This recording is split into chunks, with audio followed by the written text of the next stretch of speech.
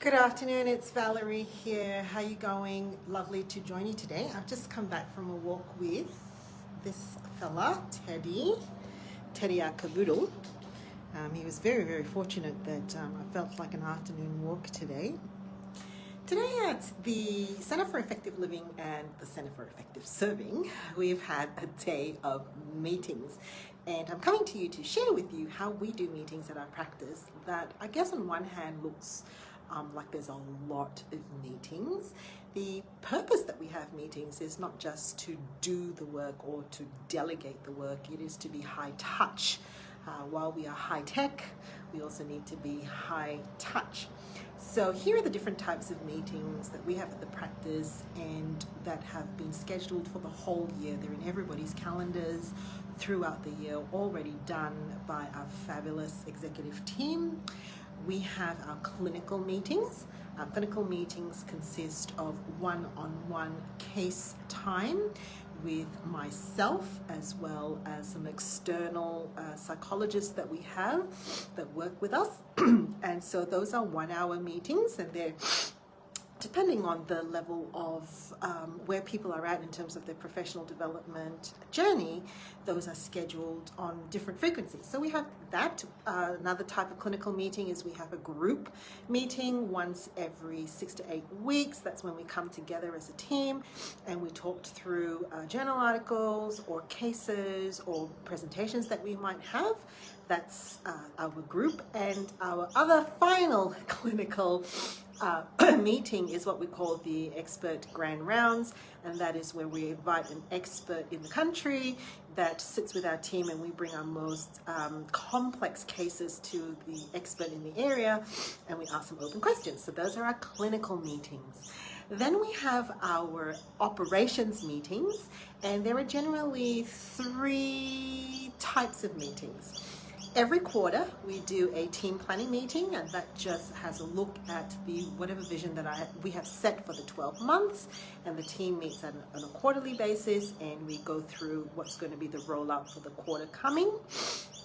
We also then have what we call a quarter plan review meeting, and that's where I meet for a 30-minute meeting with team members just to ask them how they're going on their plan and what do they need from me. And finally, we have the setting of those individual quarterly plans that usually comes from the team planning, if you like.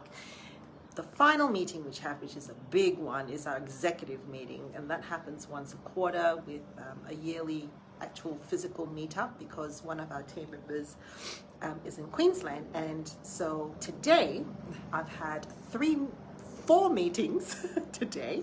I've had our executive meeting, I've had a quarterly planning meeting with an individual person, I've had a meeting because we're presenting somewhere external, and I've already forgotten what the 4th meeting is. Maybe there wasn't one.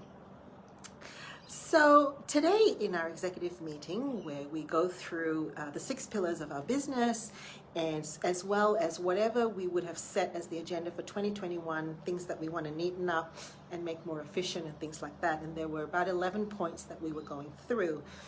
And when we got to point 9, I bet you if you had checked my Apple Watch, you would have noticed my heart rate probably spiked. And so this is how it went. I said, we're approaching number 9. Who here wants to just skip that and just go to 10, 11, 12 and be done with it?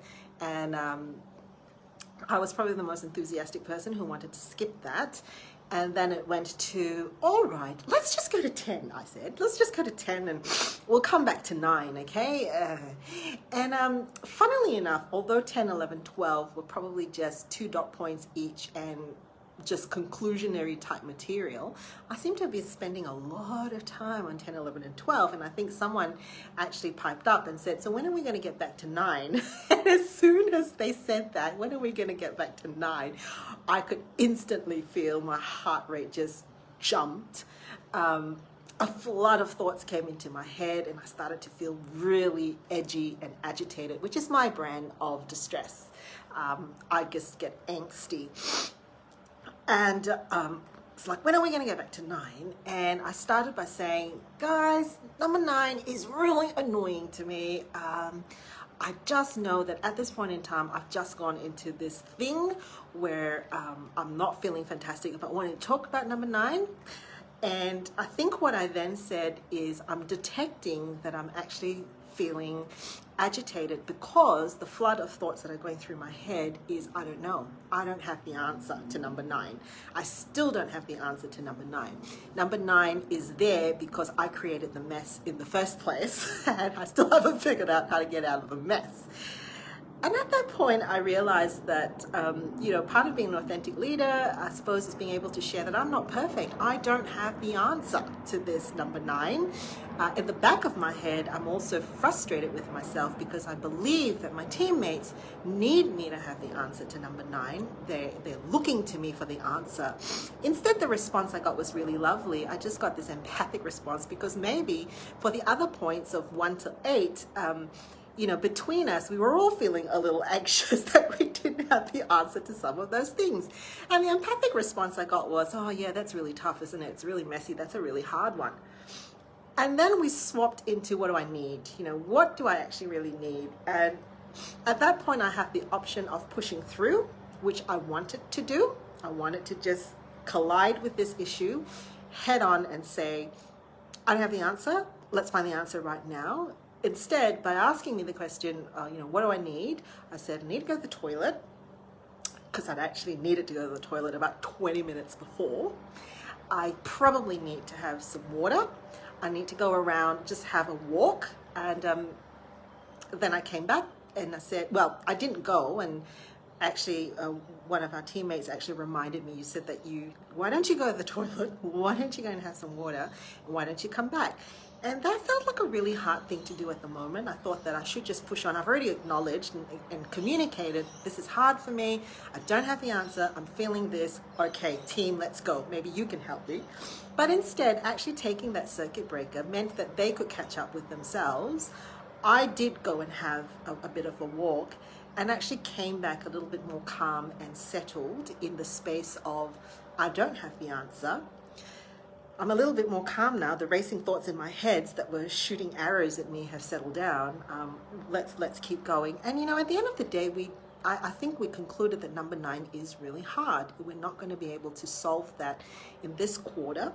Let's just accept that it's going to remain messy, and let's just work on it 1 quarter at a time and make peace with how it looks like at the end of the year. And that was that. That was the end of our meeting. And I think that was a really productive meeting. I think driving home, I had this overwhelming sense of, man, it's been a really good day, because it doesn't mean that we fix everything, but just being able to say that some things can remain messy, and that's okay, we accept it, that was really free. All right, I'll catch you later.